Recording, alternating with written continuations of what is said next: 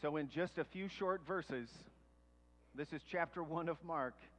Jesus has been baptized, he's been tempted in the wilderness, he has started preaching, and he has called 4 of the disciples. Jesus was busy, okay? And Mark wants us to see that and to understand how important this story is. So there is this sense of immediacy throughout Mark's gospel. But what we see in this gospel as well is how God establishes family. Right away, John the Baptist was out there doing his thing, and Jesus was baptized. And the word of God spoke from heaven and said, "You are my son, whom I love." Jesus is the family of God. He is God's very son. But Jesus also begins to establish family right away through calling disciples. It starts with God, but it quickly goes into the community, and Jesus starts building a family of disciples, of followers. Today, we're blessing families, and we'll get to how that works in just a minute. But as we were going about doing this, and this is something that I like to do every year, one thing that I knew was happening yesterday is that Carl and Jenny Reinke were celebrating 70 years of marriage. So, I know.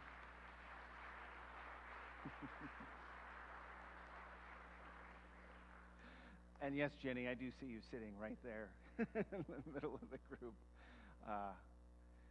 But I had an opportunity to sit down with Carl and Jenny last week, and we put together a little video to look at family, but also to celebrate them. So can we do that, Rick?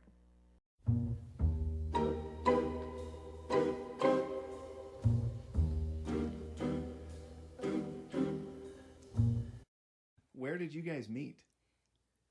We met in college in Alva, Oklahoma. Northwestern State University. Yeah. And how did you know that Jenny was the right one for you? Wow. That's hard. I said so. She did. She chased me until she caught me, I think. You chased me until I caught you. That's probably what it was. What do you remember about your wedding day? Oh, I remember it. It was at my brother's house. Out in the country, at the ranch. At his ranch in northwest Oklahoma. Yeah. I just remember Carl saying that on the way out, he saw a covey of quail and thought he might like to go hunting instead of the wedding.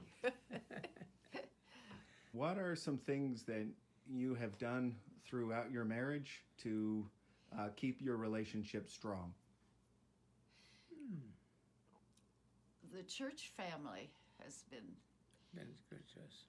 Very special to us all these years. So I would have to say that. And I think our Badger family, too. Yes. Because we were a family. The Badger faculty. I was the administrator of the high school staff, and we had a very close, good relationship with all of our people, our teachers. We got along so famously, and it was just we were just like a family. I always said that the first 50 years was all about him. Second 50 is supposed to be all about me. It's working. It isn't working. It isn't working that way. But, okay. Okay. So the second 50 is all about him too? Yeah. Okay. Yeah. So that's how we solved everything. I did. Well, there were lots of nights that you were never home because there were always meetings. Yeah.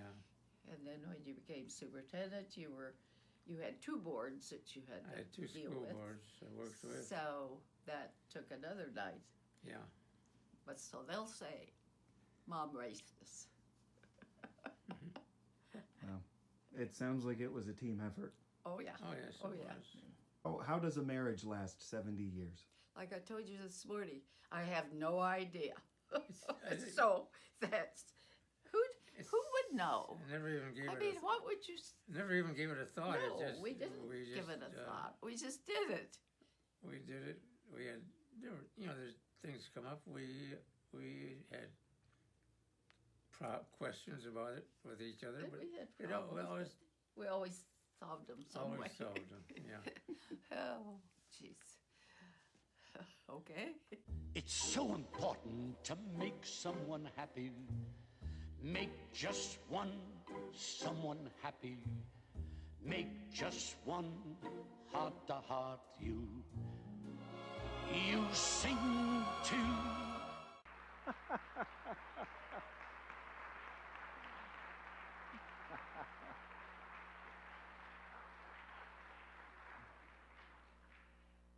Please be sure to send our love to Carl. What I love about this conversation here is in the conversation that we had about how you worked on your relationship and strengthened your marriage. Your first answer was the church, and your second answer was your community, your Badger family. And I think that's how the church is supposed to work. We come here week in and week out to hear the word from God say, I love you. And we need to hear that. We need that. That is the foundation of how we operate in this world and how we can face the challenges that we face and make the decisions that we need to make every single day. We make that from this foundation of God's love for us. And then we take that out and make that love a community in our home, in our church, in our workplace, in our community, where we spread the love of God in that same way. And ideally, that's how it works. But the other thing I love that you said is you have no idea how you did 70 years. But it's every day, isn't it? One day at a time. One Sunday at a time. Week after week, growing in community and love and hearing this word from God and then making it happen. You just keep going. And sooner or later, you make it to 70 years of marriage, right?